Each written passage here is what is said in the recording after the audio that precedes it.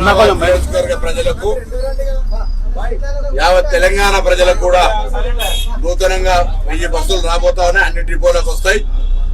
మహాలక్ష్మి పథకం వచ్చిన తర్వాత మహిళలు బస్ ప్రయాణాన్ని ఎక్కువగా వాడడం వల్ల ఆక్యుపెన్సీ రేటు పెరిగి నూతన బస్సులు అవసరం అవుతా ఉన్నాయి. తప్పకుండా గౌరవ ముఖ్యమంత్రి గారు రేవంత్ రెడ్డి గారు నూతన బస్సులను తీసుకొని అనేటువంటి సూచన చేయడము, బస్సులు రావడం జరుగుతోంది. మేమందరం ఒకటే ఈరోజు కొద్దిగా మహిళలు వచ్చినప్పుడు గౌరవించాలి.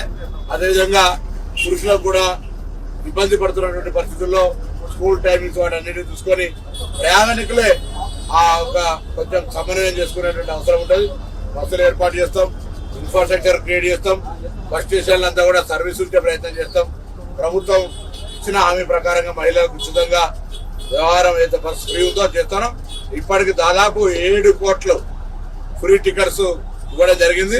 అవన్నీ కూడా ఇంకా భవిష్యత్తులో ఎటువంటి ఇబ్బందులు లేకుండా పారదర్శకంగా మహిళల సౌకర్యంగా ఉండే విధంగా ఈ కార్యక్రమం తీసుకోబోతున్న మాట సందర్భంగా మనం చేస్తా ఉన్నాం.